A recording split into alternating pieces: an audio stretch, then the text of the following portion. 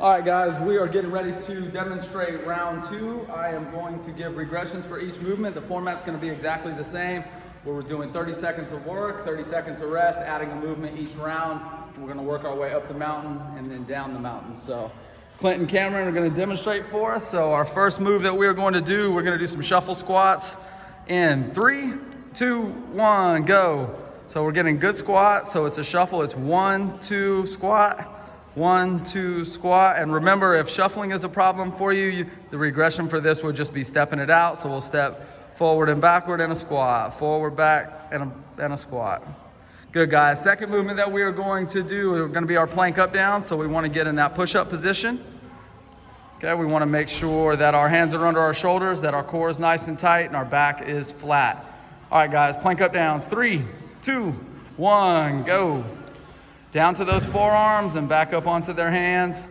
Remember, engage your core, really fight that hip rotation.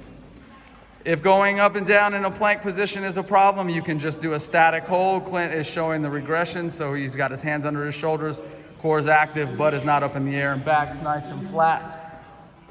All right, guys, next movement, we are going into some lunges. We're gonna lunge in place.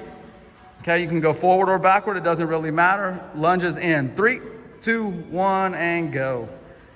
We don't want to let that back knee crash into the floor. We want to keep our chest up, making sure that our shins are staying vertical. We don't want that knee to travel too far over the toe while we're doing these.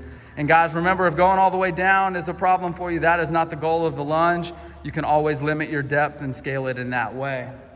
All right, guys, we're going to sit back down. Movement number 4, or letter D, is going to be a V-sit hold. There are many ways that we can do this V-set, but we're going to start with the hardest, and so we're going to lean back, keeping our backs nice and straight, feet up off the floor, core is engaged. You can see Clint's got his arms up, Cam has his at his side. We can also cross our feet if we need to, and if that's even too hard, we can put our heels down to the floor, making sure our core is still engaged. We can also put fingertips to the floor and do it in that way. Okay, guys, good.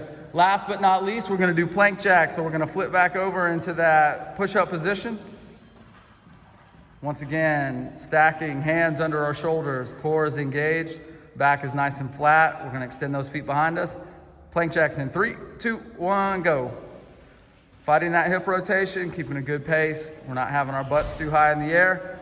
And guys, if you'll show a regression, all we need to do here is just step out one leg at a time. If jumping is an issue for you, then we can just step these out this way. And 3, 2, 1, done.